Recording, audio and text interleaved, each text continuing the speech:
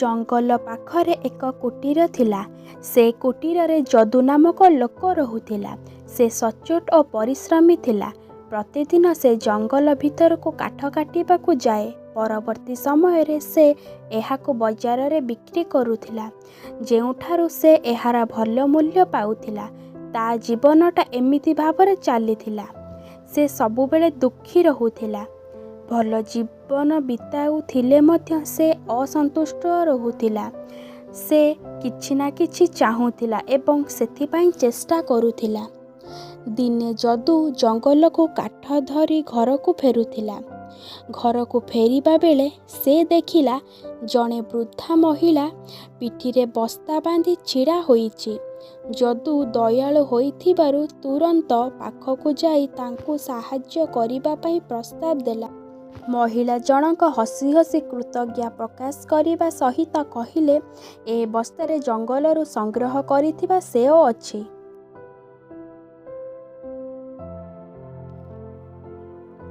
ଯଦୁ ବସ୍ତା ଧରି ମହିଳାଙ୍କ ଘରେ ପହଞ୍ଚିଲା। ସେ ପ୍ରକୃତରେ ବହୁତ ଥକି ଯାଇଥିଲା। ମହିଳା ଜଣକ କୌଣସି ସାଧାରଣ ବ୍ୟକ୍ତି ନଥିଲେ।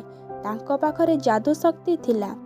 ଯଦୁର ନିଃସ୍ୱାର୍ଥପର ଓ ଦୟାଳୁ ସ୍ୱଭାବରେ ଖୁସି ହୋଇ ସେ ପଚାରିଲେ, ପୁରସ୍କାର ସ୍ୱରୂପ ସେ ତାଙ୍କୁ କିପରି ସାହାଯ୍ୟ କରିପାରିବ। ଯଦୁ ଉତ୍ତର ଦେଲା, ମୁଁ ଖୁସି ନାହିଁ। ଏହା ମୋର ସବୁଠାରୁ ବଡ଼ ଚିନ୍ତାର କାରଣ ପାଲଟିଛି। ମହିଳା ଜଣକ ପଚାରିଲେ, ତୁମକୁ କ'ଣ ଖୁସି କରିପାରିବ?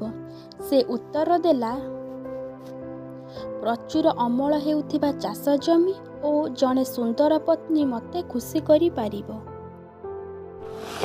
ବୃଦ୍ଧା ଜଣକ କହିଲେ, ତାହେଲେ ଠିକ୍ ଅଛି, ତୁମେ ଘରକୁ ଯାଅ ଏବଂ ତୁମେ ଯାହା ଚାହୁଁଛ ତାହା ପାଇବ ଓ ସବୁବେଳେ ଖୁସିରେ ରହିବ। ମହିଳାଙ୍କ ଶକ୍ତି ବିଷୟରେ ଜାଣିନଥିବାରୁ ସେ ଆଶ୍ଚର୍ଯ୍ୟ ହୋଇଗଲା। ତଥାପି ସେ ବିଦାୟ ନେଇ ଘରକୁ ଫେରିଲା। ଘରେ ପହଞ୍ଚି ଦେଖିଲା ଏକ ହଳଦିଆ ଚାଷ ଜମି। ଜଣେ ହଳ ଚାଳକ ଆସି ଘୋଷଣା କଲେ, ଏହା ଯଦୁର। ଠିକ୍ ସେହି ସମୟରେ ଜଣେ ସୁନ୍ଦର କନ୍ୟା ଆସି ଘୋଷଣା କଲେ ସେ ତାଙ୍କ ପତ୍ନୀ। ସେ ବହୁତ ଖୁସି ହୋଇଗଲା। ମନେ ମନେ ମହିଳା ଜଣକୁ ଧନ୍ୟବାଦ ଜଣାଇଲା ଏବଂ ନୂତନ ଜୀବନର ଆରମ୍ଭ ବିତିଗଲା ଏବଂ ଖୁବ୍ ଶୀଘ୍ର 1 ବର୍ଷ ହୋଇଗଲା। କିନ୍ତୁ ଯଦୁ ପାଇଁ ଏବେ ସ୍ଥିତି ଭିନ୍ନ ଥିଲା। ସେ ନିଜ ଚାଷ ଜମି ପାଖରେ ଭଲ ଘର ନିର୍ମାଣ କରିଥିଲା। ତାକୁ ଚାଷ ଜମିରେ ହଳ କରିବା ଏବଂ ସମୟ ସମୟରେ ବିହନ ବୁଣିବା ବୋଝ ଲାଗିଲାଣି। ସେ ତା ସୁନ୍ଦର ପତ୍ନୀଙ୍କ ସହ ରହିବାକୁ ଆଉ ଆନନ୍ଦ ପାଉନାହିଁ। ସଂକ୍ଷିପ୍ତରେ କହିବାକୁ ଗଲେ ସେ ପୁଣି ଅସନ୍ତୁଷ୍ଟ ହୋଇଗଲାଣି। ଦିନେ ସେ ଚିନ୍ତା କଲା ମହିଳାଙ୍କୁ ଭେଟିବାକୁ ଯିବ ଏବଂ ତାଙ୍କୁ ସବୁ କଥା କହିବ। ସେ ତାଙ୍କୁ ଠିକ୍ ରାସ୍ତା ଦେଖାଇବେ। ସେ ବୃଦ୍ଧା ପାଖକୁ ଯାଇ ପହଞ୍ଚିଲା ଓ ତାକୁ ଅଭିନନ୍ଦନ ଜଣାଇଲା। ସେ ସବୁ କଥା କହିଲା। ସେ ପୁଣି କିପରି ଅସନ୍ତୁଷ୍ଟ ଅଛି। ଯଦୁ କହିଲା, ଦୟାକରି ମୋତେ କୁହନ୍ତୁ, ମୁଁ ପୁଣି କିପରି ଖୁସି ହୋଇପାରିବି? ବୃଦ୍ଧା ଜଣକ ଉତ୍ତର ଦେଲେ, ଆଚ୍ଛା, ଖୁସି ତୁମ ହାତରେ ଅଛି। ଦେଖ, ଯେତେବେଳେ ନିଜ ଇଚ୍ଛା ରଖିଲ ଏବଂ ତାହା ପୂରଣ ହେଲା, ସେତେବେଳେ ଖୁସି ହେଲ।